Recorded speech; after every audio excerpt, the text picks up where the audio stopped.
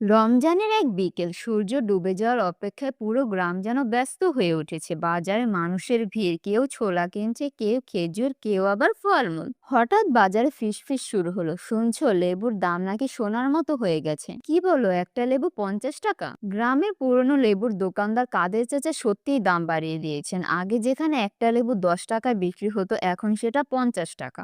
মানুষ অবাক হয়ে জিজ্ঞেস করলো, চাচা এত দাম কেন?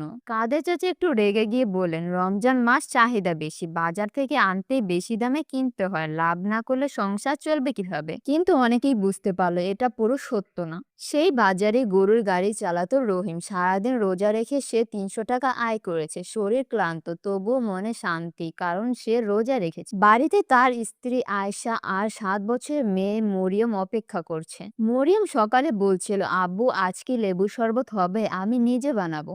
রহিমের মুখে হাসি ফুটেছিল। সে ভেবেছিল একটা লেবু তো কিনতেই পারবো, কিন্তু দাম শুনে তার বুক কেঁপে উঠল। একটা লেবু 50 টাকা। তার হাতে বাজারে টাকা খুব সীমিত। সে দাঁড়িয়ে রইল কিছুক্ষণ, তার চোখে কষ্টের ছায়া। চুপচাপ ফিরে যেতে লাগলো। এই দৃশ্য দেখেছিল কাদের চাচা ছেলে সুমন। সে মাদ্রাসায় পড়ে, কোরআন হাদিস শিখে। সে বাবার কাছে এসে বলল, আব্বা একটা কথা বলবো। কি বলবি, তাড়াতাড়ি বল। রমজান মাস তো রহমতের মাস। এই মাসে তো মানুষকে সাহায্য করতে হয়, দাম বাড়িয়ে দিলে গরিব মানুষ কষ্ট পায় না। কাদের চাচা বিরক্ত হয়ে বললেন, তুই ছোট মানুষ, ব্যবসা বুঝিস না। কিন্তু সুমন থামলো না। হুজুর বলেছিলেন, নবী করিম সাল্লাল্লাহু আলাইহি সাল্লাম কখনো কৃত্রিম সংকট তৈরি করে দাম বাড়াতে দেননি। অন্যর কষ্টের সুযোগ নেওয়া ঠিক না। কথাগুলো কাদের চাচার মনে বিঁধে গেল। সেদিন রাতে ইফতার শেষে কাদের চাচা ঘুমাতে পারলেন না। তার মনে পড়ল নিজের ছোটবেলার কথা। এক সময় তিনিও গরিব ছিলেন। রমজানে একদিন তার বাবার কাছে টাকা ছিল না। এক দোকানদার কম দামে খেজুর দিয়েছিল,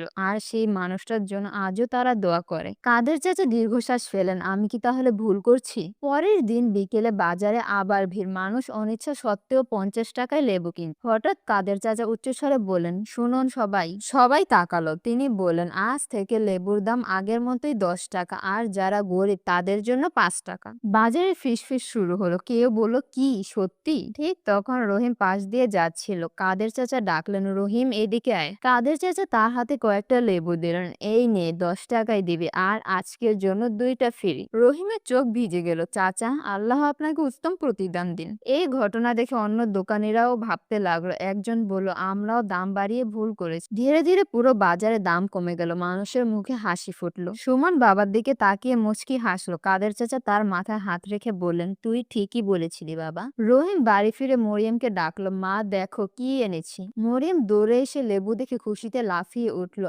আব্বু আজ সত্যি শরবত হবে? ইফতারের সময় ছোট্ট টেবিলে ছিল ছোলা, পেঁয়াজু আর লেবুর শরবত। মরিয়ম এক চুমুক খেয়ে বলল, আব্বু আজকের শরবতটা অনেক মিষ্টি। রহিম হাসলো, হ্যাঁ মা, এটা শুধু চিনি না, দয়ার মিষ্টি। কয়েকদিন পর কাদের চাচা লক্ষ্য করলেন তার দোকানে ক্রেতা আগের চেয়ে বেশি। মানুষ বলছে এই দোকানদার সৎ মানুষ। তার ব্যবসায় বরকত বাড়তে লাগলো। তিনি বুঝলেন রমজান শুধু লাভের মাস না, এটা হৃদয় বদলের মাস। কাদের চাচা সবাইকে বলতেন, সোনার দামে লেবু বিক্রি করলে টাকা বাড়ে, কিন্তু ন্যায্য দামে বিক্রি করলে বরকত বাড়ে।